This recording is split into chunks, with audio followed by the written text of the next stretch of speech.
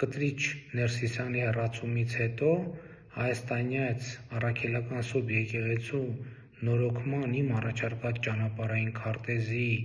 երկրորդ A կետը նրա մասին է, որ եկեղեցու նոր կանոնագիրքը պետք է անդրադարձ ունենա հայաստանյաց առաքելական Սուրբ եկեղեցու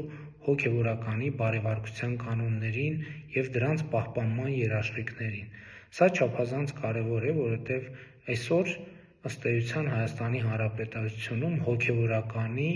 բարեվարկության կանոններ գոյություն չունեն, այսինքն մենք չգիտենք, թե համաձայն եկեղեցու կարգի հոգևորականը իր ամենօրյա գործունեության և կյանքի մեջ ինչպիսի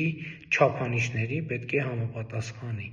Ընդ որում խոսքը վերաբերվում է թե ամուսնացյալ, թե կուսակրոն քահանաներին, ընդ որում ես կարծում եմ, որ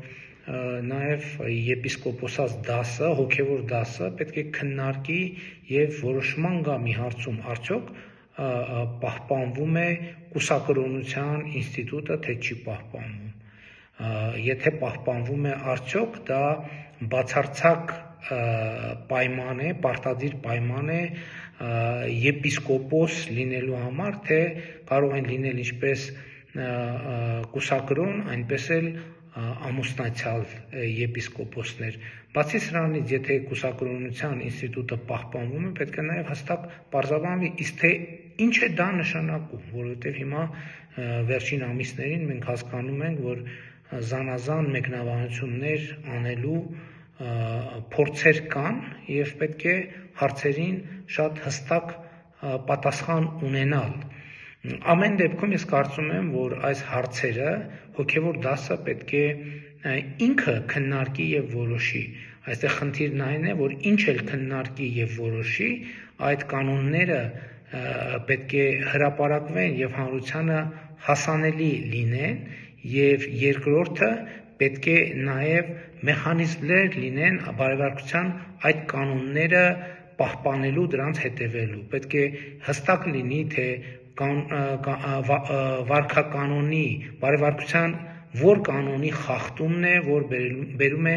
հոգևոր ծառայության հետ անհամատեղելիության, որոնք են, որ կարող են ունենալ ավելի մեղմ հետևանքներ, և բացի դա հանրությունն էլ պետք է իմանա,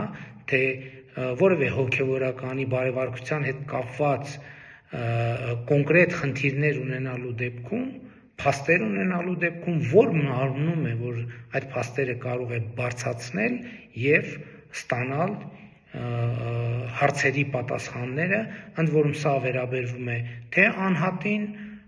թե հանրությանը, որովհետև շատ հարցեր կան, որոնց պատասխանները պետք է հնչեն։ Ուզում եմ հիշեցնել, ես այսպիսով մեկնաբանում էի իմ